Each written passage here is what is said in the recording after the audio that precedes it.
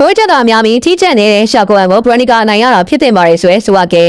နီညာက155ပွဲအဆင့်ကိုကျင်းလိုက်ရတဲ့ပရိသတ်တွေအတွက်တော့ရေကုန်စင်းလို့ရှားကြတဲ့သူပွဲပြီးတဲ့ဒီနင်းဖို့ကြာကြောင်းတချို့ကျန်ရင်ခဲ့ပါတယ်လူပြင်ပရိသတ်တွေစိတ်ဝင်စားစောင့်ကြည့်ခဲ့ကြတဲ့ဘရိုနီကာနဲ့ Street Fighter ရှာကွန်ရဲ့ပွဲစဉ်ဟာဝက်ပြီးဆုံးသွားခဲ့ပေမဲ့လူမှုကွန်ရက်ပေါ်မှာတော့တော်လေးခဲထားနေတော့ပေါ့ဒီဘက်မှာဘရိုနီကာကဒိုင်းဆုံးခဲ့တဲ့နိုင်ရရှိခဲ့တာဖြစ်ပြီးဒီရတဲ့အပေါ်မှာဝေမှုတချို့ရှိနေခဲ့ပေမဲ့ထိုင်းငွေထိုင်းလောက်ကရဲ့နာမည်ကြီးကျယ်ဝင်းစူပါကဲကတော့ဘရိုနီကာနိုင်ရတာဟာထိုက်တန်တဲ့ရတဲ့တစ်ခုဖြစ်ကြောင်းတဲ့အမြင်ကိုပွင့်လင်းလင်းပြောပြလာခဲ့ပါတယ်ပွဲစဉ်တွေကိုပြန်ကြည့်မယ်ဆိုရင်ရှာကွန်အောင်ပွဲဆောက်တွေကအင်အားအပြည့်နဲ့ထိုးချက်တွေကိုဒရက်ဆက်ထုတ်ခဲ့တာကိုတွေ့ရပါတယ်။သူကပွဲကိုဥစားပွဲကြိုးစားခဲ့တယ်လို့လက်သေးအခြေခံချက်တွေကိုအချိန်အများကြီးအသုံးပြုခဲ့ပါတယ်။ဒါပေမဲ့ဒီနေရာမှာအရေးကြီးတဲ့အချက်တစ်ခုရှိနေတာကထိုးချက်ရည်တော်များတိုင်းထိရောက်မှုရှိသလားဆိုတာပါပဲ။စူပါကဲထောက်ပြသလိုပါပဲရှာကွန်ရဲ့ထိုးချက်တွေဟာရည်လင်းဖြစ်တာတွေရဲများခဲ့ပါတယ်။ဘရိုနီကာရဲ့ကားကွယ်တွေပေါ်ကွယ်တွားထိနေတာမျိုးဒါမှမဟုတ်လေးထဲမှာပဲပျောက်ကွယ်သွားတာမျိုးတွေကပုံများနေခဲ့ပါတယ်။တိုက်ရရောက်ကစားမှာမပေးစနစ်ဆိုတာကထိုးချက်ရည်အတွက်ကိုယ်ကိုကြည့်လာမှုပဲထိရောက်မှုနဲ့ပြတ်သားမှုကိုအဓိကထားကြည့်ရှုတာဖြစ်ပါတယ်။ဘရိုနီကာရဲ့ကစားဟန်ကတော့ရှာကွန်နဲ့ဆိုင်တင်ပတ်ပါတယ်။သူကအလော်ရခီမရှိဘဲနဲ့အေးစစ်စစ်နဲ့အကွက်ချကစားသွားခဲ့တာပါ။ရှာကွန်က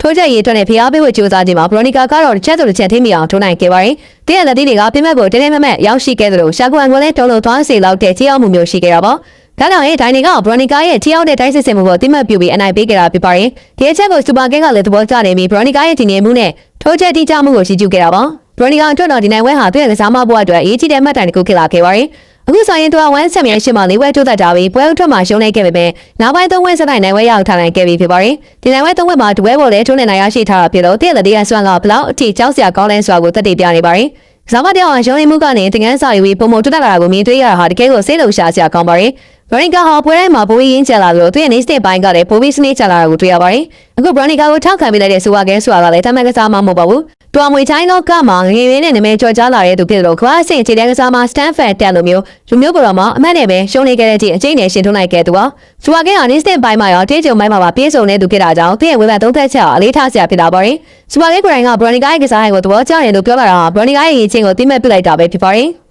ဒီနေရာမှာပရိသတ်တွေစိတ်ဝင်စားစရာအကောင်းဆုံးချက်ကတော့အနာဂတ်မှာဘရိုနီကာနဲ့စူပါကဲကိုထိတိုင်းတွေးဆုံလာနိုင်မလားဆိုတာပါပဲ။ညာဆွမ်းကကစားဟန်ချင်းကလည်းဒူနီရဲ့ချက်တွေရှိနေပါတယ်။အကယ်၍ဒါဒီနေရာပွဲဖြစ်လာခဲ့မယ်ဆိုရင်တော့ဒါဟာ1ချန်ပီယံရှစ်ရဲ့အမျိုးသမီးမွေထိုင်းလောကမှာအဆောက်ကြီးအဆုံးပွဲဖြစ်လာမှာသိကြပါရီ။စူပါကဲရဲ့အတွေ့အကြုံအားသာချက်နဲ့နီးစနစ်ကိုဘရိုနီကာရဲ့ပြတ်သားတဲ့ထိုးချက်တွေကဘယ်လိုတုံ့ပြန်မလဲဆိုတာစိတ်ဝင်စားစရာပါ။ဘရိုနီကာအနေနဲ့လည်းအခုရရှိထားတဲ့နိုင်ဝဲအရှင်ကိုစက်ထိန်ထားဖို့လိုအပ်ပါရီ။ရှာခွဲတဲ့ဝဲမှာတွေးခဲ့ရတဲ့အားနည်းချက်တချို့ကိုပြင်ဆင်ပြီးနောက်ထပ်ပုံမှုခက်ခဲတဲ့ပြိုင်ပွဲတွေကိုရင်ဆိုင်နိုင်ဖို့ပြင်ဆင်ရမှာပါ။ရှာခွဲတို့ထိုးချက်များတဲ့သူတွေကိုဘယ်လိုကိုင်းတွေးရမလဲဆိုတာကိုကူပွဲမှာဘရိုနီကာကလက်တွေ့ပြသသွားနိုင်ခဲ့ပါတယ်။ထက်ကရင်မှာရေးချီတာကဒေါ်လာနဲ့ထိုးဖို့မဟုတ်ပဲအုံနောက်နဲ့ထိုးဖို့ဆိုတာကိုဘရိုနီကာကတည်ပြခဲ့တာပါ။အခုတော့စပါကဲကဘရိုနီကာဘက်ကနေရက်တီပေးလိုက်တာဘရိုနီကာတော်တော်ဆေးရခေါ်တာတကူပါပဲ။နာမည်ကြီးကစားမတွေစီကနေအသေးမဲ့ပြုတ်ခံရတာဟာကစားမတယောက်အတွက်အမြင့်ဆုံးခေါ်ပြီးမှုတစ်ခုဖြစ်ပါတယ်။ဘရိုနီကာရဲ့ရှေ့ဆက်မဲ့ခေးတိုင်းကတော့တကယ်ကိုရင်ခုန်စရာကောင်းနေပါပြီ။သူက3ဝဲဆက်လိုက်ထားတဲ့အတွက်ချန်ပီယံစုကိုစိန်ခေါ်နိုင်ဖို့ခြေလန်းလန်းဖို့နီးစပ်သွားပြီလို့ပြောလို့ရပါတယ်။